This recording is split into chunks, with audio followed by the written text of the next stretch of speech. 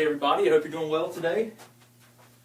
Dr. Shook here, and as you can see there's just there's a ton of text here, right? There's a lot of stuff that I want to talk about, and especially as it relates to stress and its impact on your thyroid hormone physiology. And really, as I started writing this out and thinking about this, I knew that I wanted to teach you guys the importance of how stress and your stress hormone cortisol, how they impact your thyroid, but I also wanted to share some of the other impacts that are just profound and that are very, very important, and that I think is directly relevant to you guys. So let's go ahead and let's talk about how thyroid function and stress are related, and in particular we're going to talk about cortisol. Okay, so we're going to talk about cortisol, which is the primary stress hormone.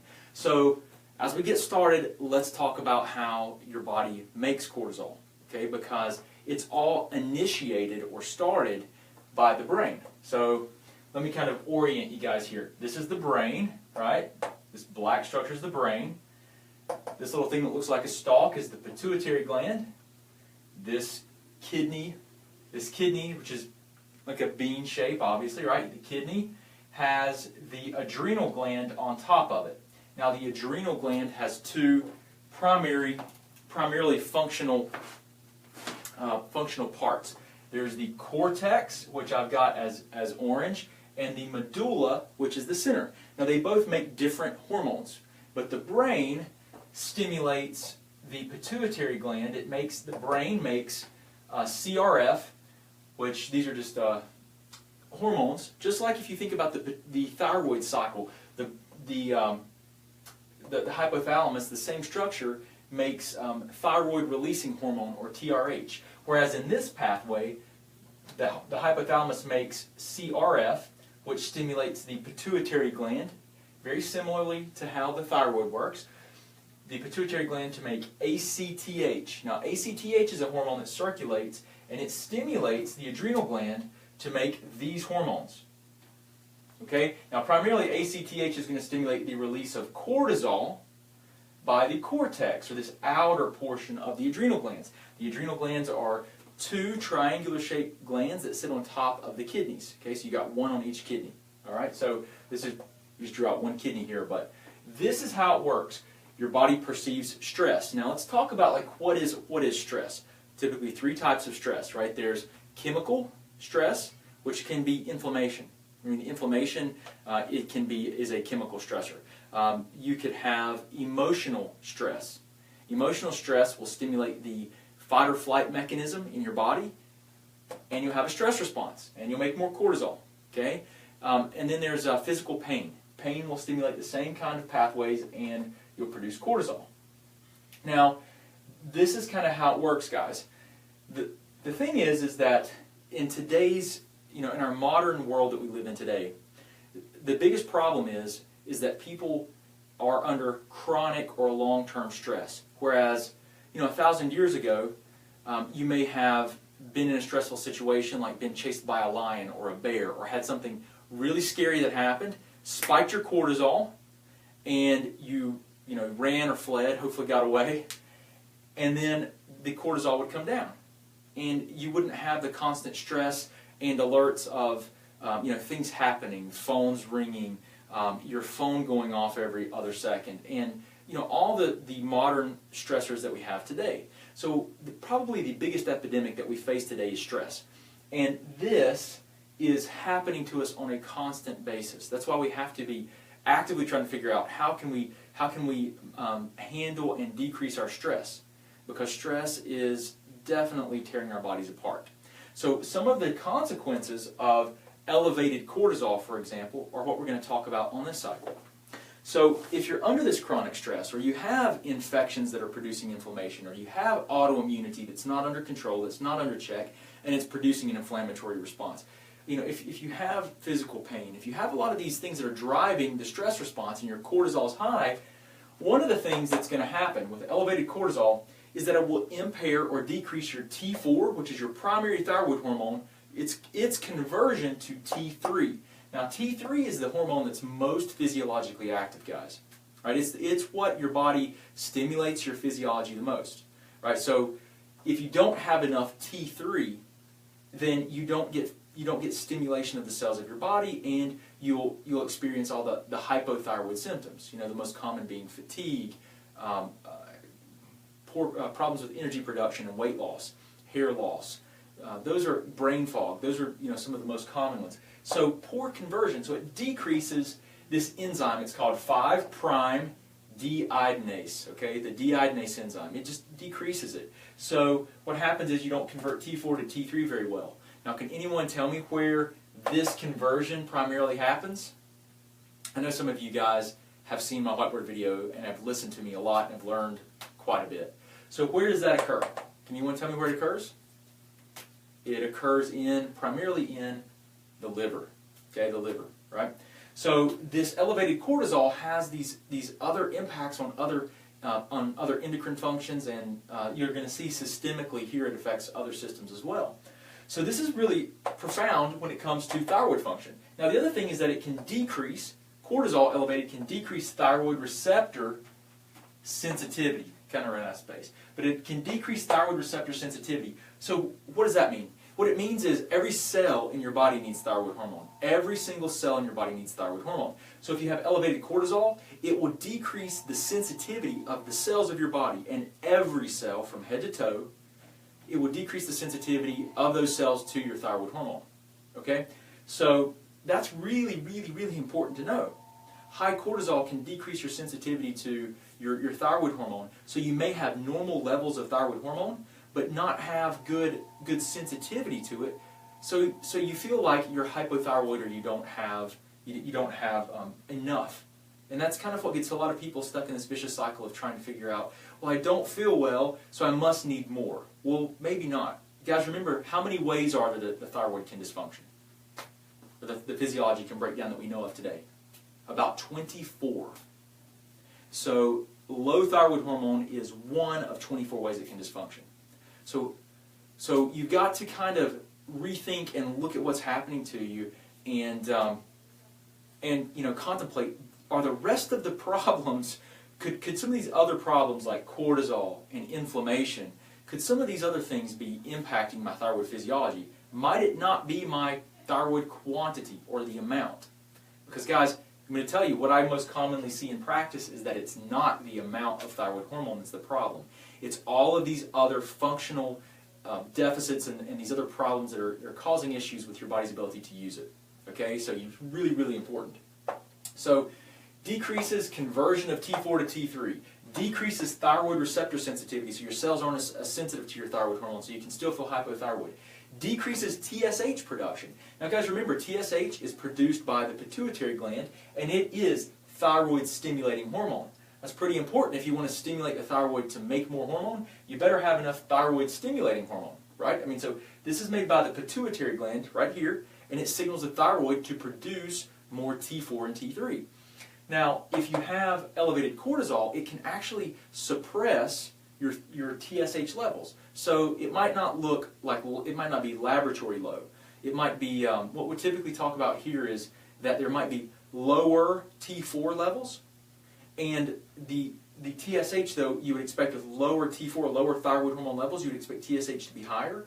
You'll see like lower T4 levels, which is the primary hormone made is T4, and typically you see that lower, and you'll see that the TSH is below what we consider optimal. Optimal ranges for TSH for me are about 1.8 to about 2.5. Okay? Lower TSH would be like a lower T4 and a TSH below 1.8, but above the lab range of like 0.45, like so somewhere in there. That might suggest TSH suppression. So guys, why when we're looking at your thyroid do we want to check things like cortisol? Why do we want to check things like inflammation? Why do we want to look at estrogens and sex hormones? Why do we want to look at these immune processes? Because everything has an impact on your thyroid physiology. It's not just the quantity of hormone. Okay? So this is profound. I mean, it's really important. Now, some of the other problems that cortisol can create. Number one is that it can deplete liver detoxification pathways. So your liver has these different pathways of detoxification. They're biochemical pathways. Elevated cortisol can create problems and actually deplete those pathways. It's a major problem. So it can congest. result in the liver in having problems with detoxification of the liver, or detoxification of your body, because it stresses and depletes these pathways. Really important. You see how everything's connected? You're like, wow, there's one more thing, there's another thing. That's why the focus has to be on improving systemic health and not trying to treat a process. What you try to do is be a better physiologist and say, okay, what are the problems here? And then what are the fewest amount of interventions that we can make to have the greatest impact? So diet's a huge one, right? That can be a huge, huge impact. Hey guys, if you guys are enjoying this, please do me a favor. Please share this with other people so that they can get this information. And also give me some thumbs up and some hearts if you enjoy what we're talking about. So this is really important. It can cause problems with the liver detoxification. So the next thing is that you'll see is that it will actually can decrease mucosal immunity, or your secretory IgA. So I know I'm going to translate a lot of this stuff for you guys. Don't worry. What this means is that the lining of your mucous membranes that produce mucus, it's what they do, the mucous membranes, they produce this mucus layer like your intestinal lining, okay? It has a localized immune system that is the secretory IgA system, and it's in the mucus. And it helps to protect you from immune reactivity to foods and yeast and pathogens like bacteria and parasites in the gut. It's protective. So elevated cortisol can actually decrease your secretory IgA function and cause you to lose and have decreased localized GI tract immunity. One of the ways that we evaluate this is, you can do it salivary, you can check it a few different ways, but on stool panels, comprehensive stool panels, we always get the secretory IgA evaluated so that we can see if it's low. Because if it's low, then we have a very good idea that there's suppression of the localized immune system in the gut. And so then you've got to say, well, why is it suppressed? Has it been chronically stimulated by an infection or something, which the stool panel will usually tell you that? Or is there an issue with cortisol? So that's been higher. I mean, there's several reasons. But so here's the thing, guys. If everything's connected, you've got to understand that's why you might want to evaluate and look at something that is more far-reaching, that might not seem directly applicable to your problem or directly related, but they definitely influence one another. Guys, the one thing you need to realize is that the body's connected. The systems do not work in isolation of one another. Okay? We use that and we look at health that way in our current medical system for simplification. But it's definitely not how it works. It's all connected. So what we have to try and do is, again, we have to teach this kind of stuff and teach you guys ways to help yourself as much as possible. Because there are so many people that can change diet and use some supplementation and do all the right things and still not get better, because there are things that have to be worked up, right, with testing. So, this is why we've got to go through these things. This is why you need to be your own advocate. This is why I'm teaching, so that you can become empowered. So, decreases local immunity. Elevated cortisol impairs conversion of T4 to T3, decreases the sensitivity of your body to your thyroid hormone, can suppress TSH, which is the hormone that stimulates your thyroid to make hormone. It also depletes liver detoxification abilities. It will suppress the immune system of your mucous membranes. Major problems can make you more susceptible to leaky gut and then pathogens, okay, that are in your GI tract, for example. It will also, now I just listed these because I don't have room, but this is really important, guys. It can suppress immune function. It decreases the ability of your mucous membranes, your gastric lining, to repair itself. So it can promote ulcer formation. It will create problems with bone metabolism, and it can promote thinning of bones and make you more susceptible to fractures. Do you think that's important if it's later in life, and especially if you're a woman and you're in those menopausal years? This is extremely, extremely important. Your hormones have a greater impact on your bone health than anything, really. I mean, your thyroid hormone is critically important, but your cortisol is critical. There's so many things that come into play with bone health. It's not just about minerals, guys. It's more of a hormone thing than it is related to deficiencies of minerals. Calcium is, I mean, it's not the first place I would start if there's a bone problem. Actually, the hormones is the first place I'm going to start. And doing like a like a bone turnover test that shows you gives you an analysis. It's a urinary test that helps you to understand, are we having more turnover than laying down of bone or creation of bone?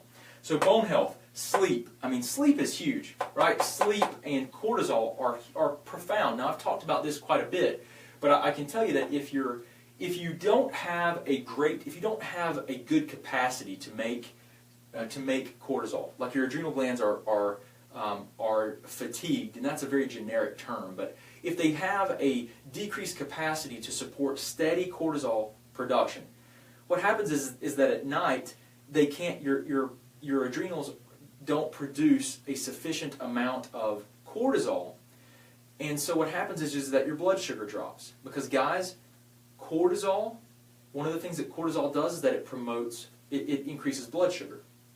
Okay, as cortisol rises, it stimulates the production of blood sugar, or the release of blood sugar from your liver and your muscles, your large muscles. Because your liver and your muscles store blood sugar. Higher cortisol stimulates a release of that sugar into the bloodstream and raises it. So at night, when your cortisol is, if it's lower, and your brain if your brain cannot bring up the cortisol levels through this pathway, then what happens is it will very strongly produce ACTH, which will stimulate cortisol. But guess what else it does? It also pushes the production of catecholamines, epinephrine and norepinephrine, basically adrenaline, okay? And what happens when you produce adrenaline at night and you're sleeping? You wake up. So how many of you wake up in the middle of the night and you're like, I'm awake, and you can't get back to sleep? Or you just have very restless sleep there from that point forward. This is a very, very reasonable mechanism where the elevated, your adrenal glands cannot make cortisol steadily and sufficiently, so the brain stimulates very strongly stimulates the production of cortisol, causing you to produce cortisol and epinephrine, basically adrenaline, at the same time, and it wakes you up. The decreased ability to maintain cortisol production can cause this. Now, also reactive low blood sugar can do this. So you eat something that's higher in carbohydrates, like sugars, right, before bed. You go to bed, and as you're sleeping, your blood sugar goes up because you're metabolizing the sugars that you ate. And then what happens is when blood sugar goes up, what else goes up? What hormone increases? Insulin. So blood sugar goes up, insulin goes up. And what's insulin's job? Insulin's job is to take blood sugar that's in your bloodstream and pull it into the cells of your body for energy production. Okay? So blood sugar goes up, your body makes insulin because it's got to bring down the blood sugar. And guess what happens? If it spikes up at night, you surge insulin, and it will cause it to come down, and it will crash a few hours after you've gone to sleep. And guess what happens when your blood sugar goes really low at night? Brain says, I need blood sugar. I need blood sugar. So it makes CRF, ACTH, and it stimulates the adrenal glands to pump out cortisol and adrenaline.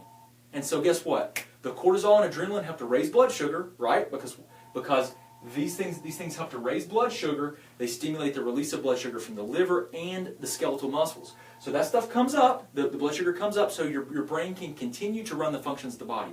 But now you're wide awake, right? Because you produced a bunch of adrenaline. So guys, be very careful. I'm not a big advocate of eating high carbohydrates at all, or very heavy carbohydrate meals closer to bed. I think that protein and fat are much better. It will help to stabilize your blood sugar and your insulin throughout the night. Okay, so we don't have reactive hypoglycemia and you don't wake up. So those are two mechanisms for sleep. This is huge, guys. Huge, huge, huge, huge when it comes to sleep. Now, other things are going to be brain health. Brain health. This is also huge. I mean, I should probably put it first. Cortisol is actually damaging in prolonged for a long period of time. Elevations of cortisol can damage a central structure in the brain called the hippocampus.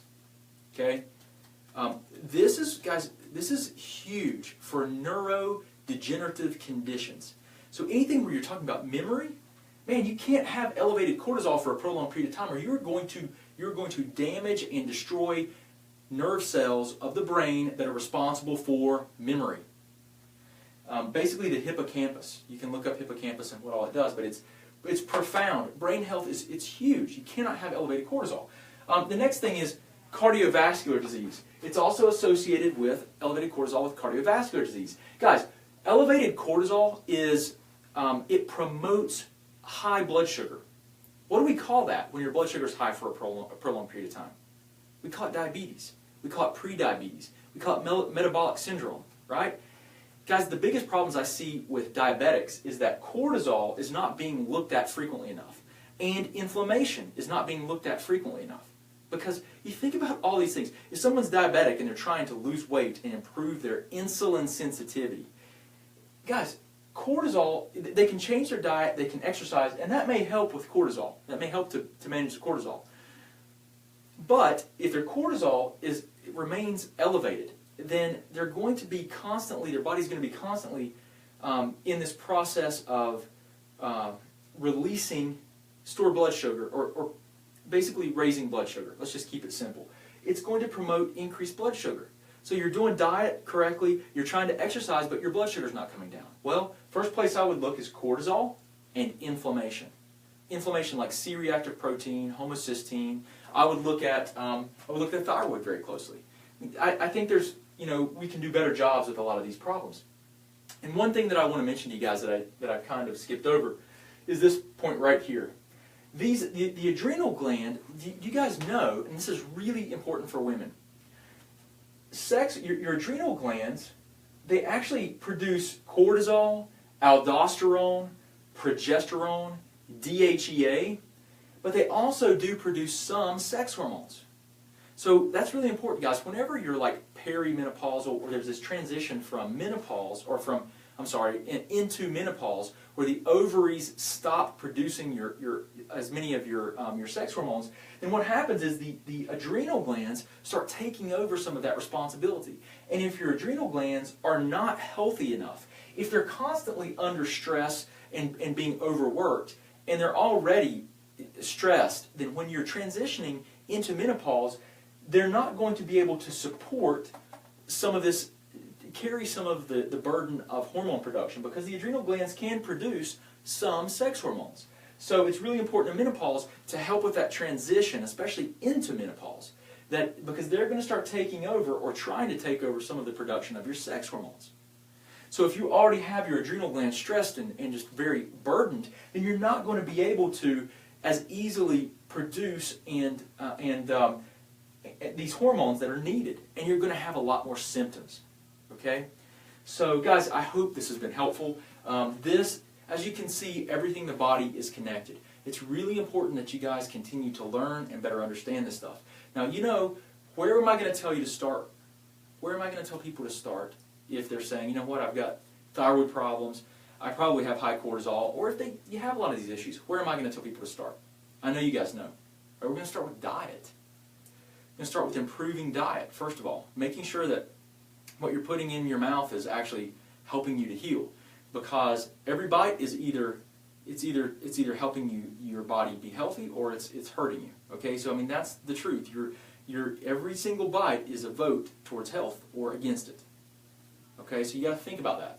So where I'm going to tell you to do start is with diet. Now, you guys know, if I'm going to make a very generalized dietary recommendation, it's going to be autoimmune paleo for most people. Okay, that's what I'm generally going to suggest. Now, if you have a thyroid problem, you have Hashimoto's or Graves', or you're autoimmune, I've put together the 6-week Hashimoto's transformation program, and that program is a dietary approach that we have used and refined in the office for several years.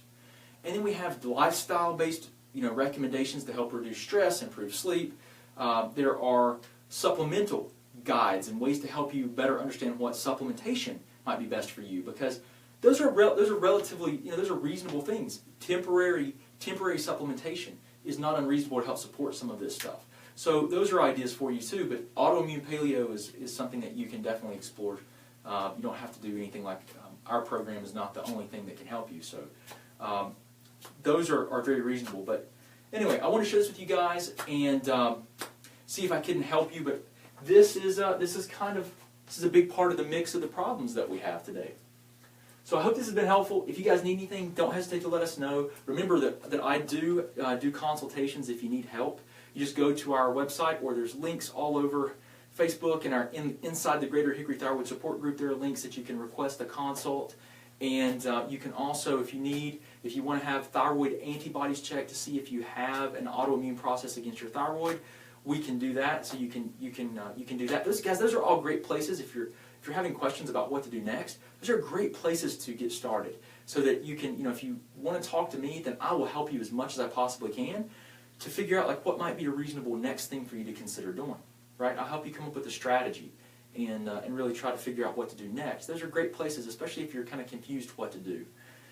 But if you guys have any questions or you need anything, don't hesitate to reach out. Please post your comments here. We will look at them and try to get back to you guys and help as much as we can.